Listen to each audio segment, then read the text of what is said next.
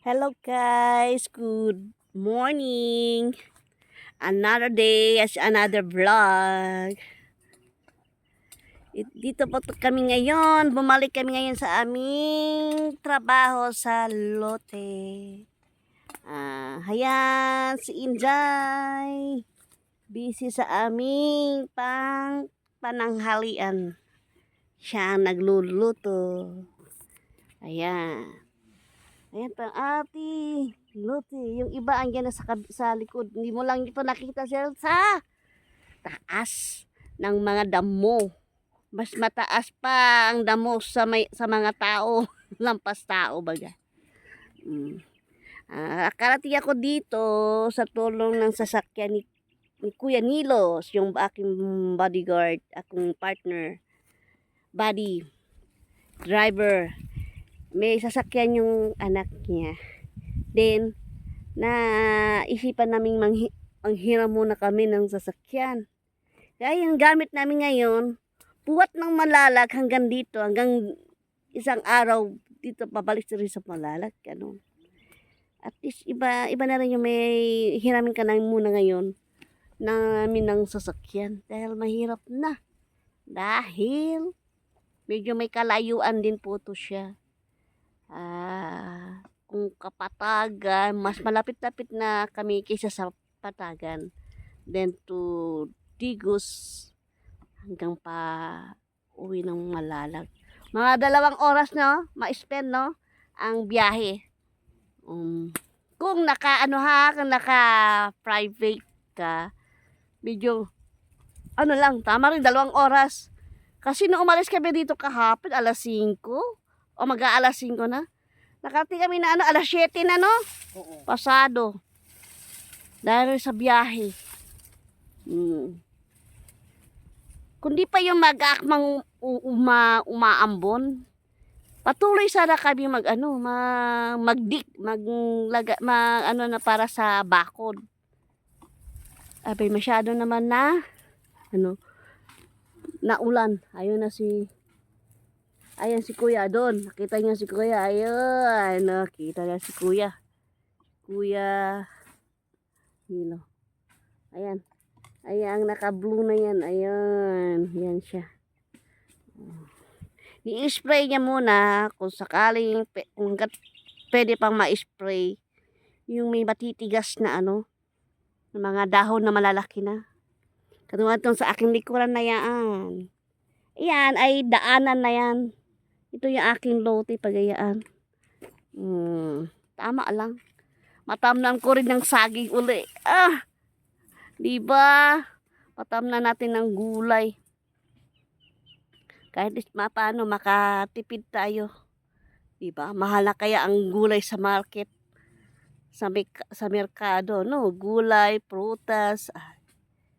Hanggat meron pa tayong extrang lugar dyan na pwede tamna natin.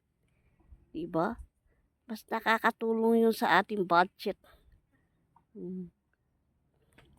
Ayan. Inday, my love. Luto na yan.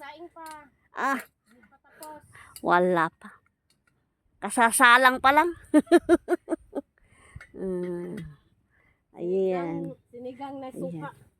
Ayan, yung yung kawayan na yan, ayan, lalagyan niya ng bakod. Ayan. Katulad ng aking nasa Lida.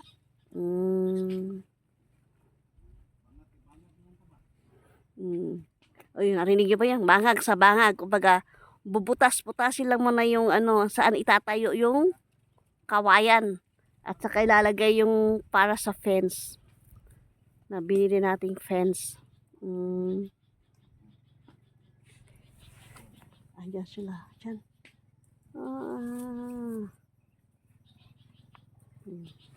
Yung fence natin ay temporary lang siya. Temporarying permanent. Tama, no? Temporary permanent. Temporary permanent. Hanggat pwede pa siyang gawing fence. I-fence para gamit pag tayo na yun, patagalan.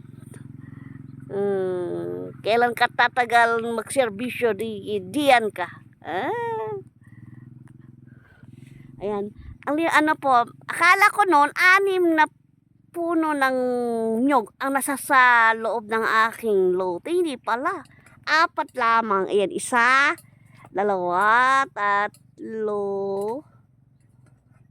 4. Ay, mayroong 5. Mayroong 5 nga. Ayun, no, meron pa doon sa loob. Ayan.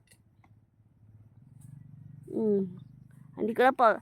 Lang po, malalaman din po natin yan sa susunod na kabanata. Hindi. Pag natapos na natin itong linisin. Kasi ngayon, di natin malaman kung ilang punuan talaga ang nandito. Ayan, alam ko talaga 6 yan eh. Yan. 4 siguro, tapos yung 2 kasama ko rito, ang pang-6, ano. Day! Hello ko sa aking vlog. Hello!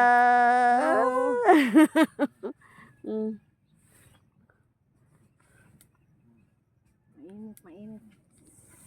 Ano kapag outfit check yan, puro kami ano to, pangbukid ng aming ano.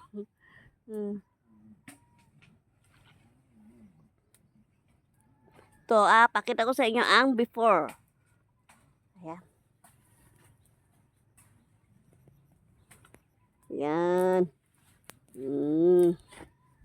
Namaya ng after. Yung nasaan kami ngayon. Ayan. Ay, hanggang doon.